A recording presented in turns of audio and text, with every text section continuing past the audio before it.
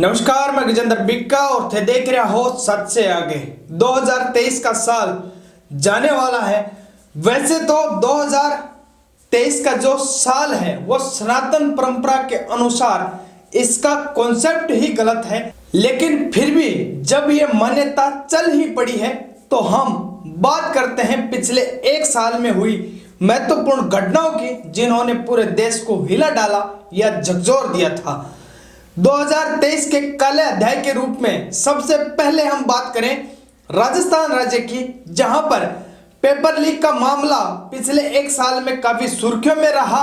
कई paper out हुए, कई युवाओं को भविष्य दांव पर लग गया था और इसे एक काला अध्याय हम कह सकते हैं। इसी मामले में कांग्रेस के एक नेताजी बाबूलाल कटारा की गिरफ्तारी ने भी पूरे राजस्थान को झकझोर दिया था। वहीं 2023 के साल में ही घुमंतु बोर्ड के अध्यक्ष गोपाल केसावत जी की गिरफ्तारी भी एक चर्चा का विषय बनी रही। वहीं गोपाल केसावत जी, जिनकी बेटी सुबह सुबह बाइक कहीं रास्ते पे छोड़ करके कहीं निकल जाती है और पूरे पुलिस महकमे में दहशत का माहौल बन जाता है। आखिरकार वो बेटी कोटा के एक जगह में किसी मुस्लिम दोस्त के घर पे पाई जाती है और वो बात दबा दी जाती है। इसी 2023 के साल में राजस्थान में बना मेडिकल कानून भी सुर्खियों में रहा। डॉक्टर लोगों ने काफी प्रदर्शन किया और उसके बाद कुछ संशोधन करने के बाद वो बिल पारित किया गया। वहीं जोधपुर के एक डॉक्टर ने अपनी कविता के माध्यम से अशोक गहलोत तत्कालीन मुख्यमंत्री को संदेश दिया गया, जिसको चुनाव में देख लेने की धमकी भरा एक कविता पढ़ी और वो कविता सुर्खियों में रही। बात करें राजस्थान के ही भरतपुर में एक कुलदीप जगीना नाम के हिस्ट्री सीटर की बस में घुसे लोगों ने हत्या कर दी और ये घटना पूरे राजस्थान को झकझोर दी। वहीं पर राष्ट्रीय राजपूत करणी सेना के अध्यक्ष सुखदेव सिंह गोगामेड़ी की भी उनके घर में घुसकर हत्या करना भी सुर्खियां बनी रही, जिसमें राजपूत समाज के लाखों लोगों ने प्रदर्शन किया और उनका एनकाउंटर करने की और कई तरह की मांगे को लेकर के प्रदर्शन किया। आखिरकार उनकी कुछ मांगे मानी गई, उन आरोपियों को गिरफ्तार भी किया गया। एक आरोपी के घर पर उत्तर प्रदेश की तर्ज पर बुलडोजर भी चला और यह पूरा घटनाक्रम 2023 की यादों में रह गया। बात करें राजस्थान में रेप कांड की, जो 2023 का साल राजस्थान के लिए यह कलंकित करने वाला रहा है। इसमें बेटियों के साथ बार बार जघन्य अपराध होते रहे हैं। सबसे बड़ा अपराध भीलवाड़ा में हुआ, जहां पर एक बच्ची के साथ ऐसा घिनौना कृत्य किया गया जैसा कभी दिल्ली में निर्भया के साथ हुआ था और भीलवाड़ा की उस बच्ची को भी रेप और हत्या के बाद आग की भट्टी में झोंक दिया गया था। इस तरह ये काला अध्याय 2023 के साल के नाम लिखा गया। वहीं राजस्थान के योजना भवन में जयपुर में 2.31 करोड़ रुपए का नकदी पकड़ा गया। वहीं 1 किलो से ज्यादा गोल्ड भी बरामद हुआ था। यह भी एक अध्याय के रूप में 2023 के साल में लिखा जाएगा। देश में सुर्खियों में सचिन और सीमा की लव स्टोरी ने जहां पूरे देश में सुर्खियां बटोरी, वहीं राजस्थान के भिवाड़ी शहर से पाकिस्तान गई अंजू ने भी पूरे देश में सुर्खियां बटोरी और यह चर्चित चेहरा बनी रही। उठापटक के बाद वो कई दिनों तक पाकिस्तान में रहने के बाद वहां उसने शादी की, वापस इंडिया आई और यहां आकर के उसने 2 पति होने की बात भी स्वीकारी। यह बात भी राजस्थान के इतिहास में लिखी गई और इसमें इस वाक्य ने कई सुर्खियां बटोरी। इस दौरान राजस्थान को कुछ सौगात भी मिली, उसमें 3 वंदे भारत ट्रेन भी राजस्थान को नसीब हुई। राजस्थान की एक खबर यह भी सुर्खियों में रही, जब राजस्थान के नागौर जिले की जायल तहसील में 6 व्यक्तियों ने अपनी भांजी की शादी में 8 करोड़ रुपए का मायरा भरा और राजस्थान मायरे के रिवाज के नाम पर हमेशा ही सुशोभित रहा है, एक अच्छा प्रयास रहा है और उसी में जायल के 6 भाइयों ने इस रिवाज को परंपरागत मानते हुए 8 करोड़ रुपए का मायरा भरा, जो पूरे देश की सुर्खियों में रहा। सियासत में भी कई बार उठापटक चलती रही, जहां पर उदयपुर वाटी के तत्कालीन विधायक राजेंद्र सिंह हुड्डा ने विधानसभा में लाल डायरी लहराई और लाल डायरी को टेबल करने की कोशिश की।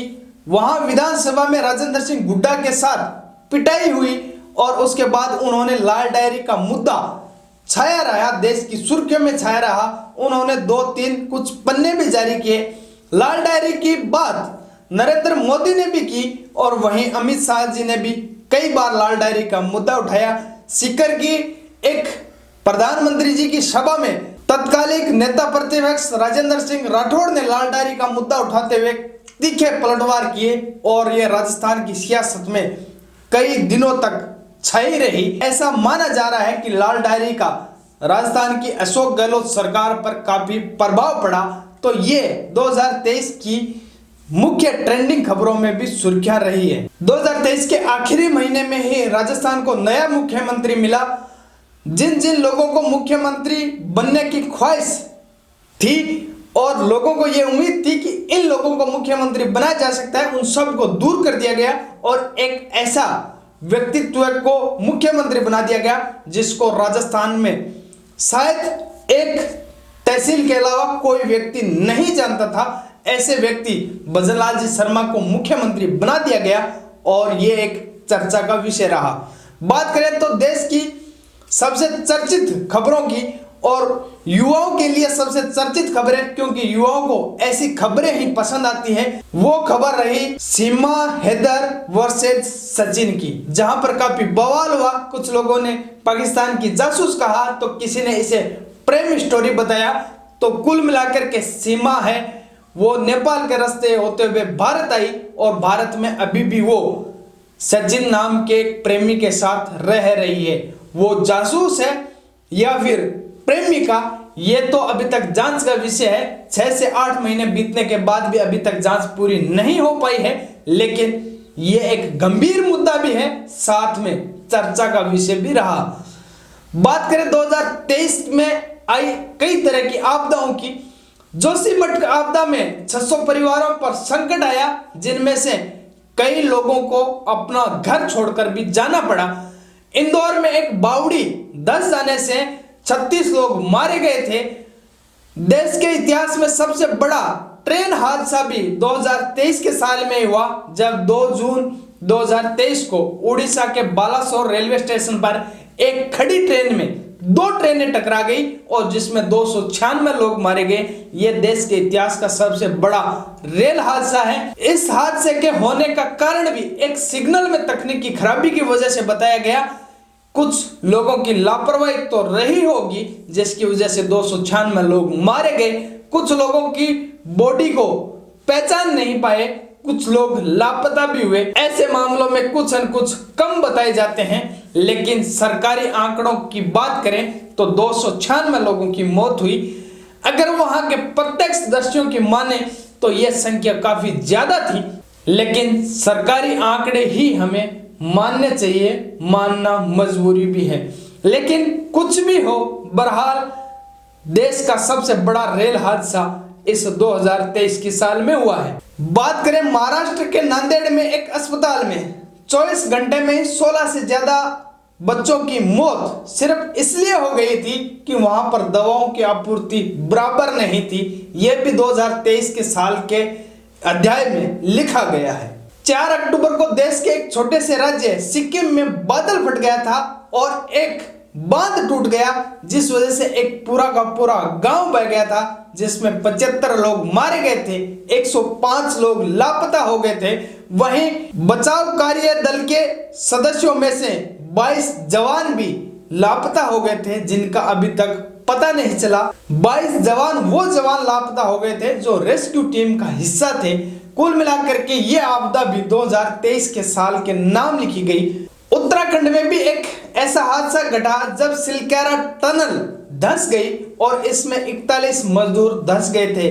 जिस वक्त में देश चांद पर जाने की बात करता है, जिस वक्त 5 ट्रिलियन इकोनॉमी की बात की जाती है, कहा जा रहा है कि विकसित बनाएंगे, उस वक्त में टनल धंस गई और 17 दिन तक वो मजदूर फंसे रहे। आखिरकार कुछ मजदूरों ने हिम्मत दिखाई और छेनी हथौड़ों से यानी अपने हाथों से उस टनल को खोद डाला और 41 मजदूरों को 17 दिन की तपस्या के बाद, 17 दिन फंसे होने के बाद उनको निकाला गया। 13 दिसंबर 2001 को भारत की संसद पर एक हमला हुआ था आतंकवादी, जिसमें कुछ आतंकवादी मारे गए थे और कुछ आतंकवादी पकड़े गए थे। उसी की बरसी के उपलक्ष्य में 2023 को भी एक ऐसा ही मामला घटित हुआ जब संसद भवन की दर्शक मृदा से 2 लोग स्मोक बम लेकर के संसद भवन परिसर में कूद गए थे और पूरे संसद में धुआं फैल गया था। इसको बरसी के उपलक्ष्य में एक सुरक्षा की चूक कह सकते हैं, लेकिन कुछ भी हो, ऐसा हमला हो गया था जिसको कुछ लोगों ने आतंकवादी हमला कहा तो कुछ लोगों ने इन्हें प्रदर्शनकारी रहा। घटनाएं और भी बहुत है जिनकी गिनती करेंगे तो गिनते गिनते शाम हो जाएगी, सुबह से शाम हो जाएगी, शाम से सुबह हो जाएगी, लेकिन घटनाओं का कोई पार नहीं है।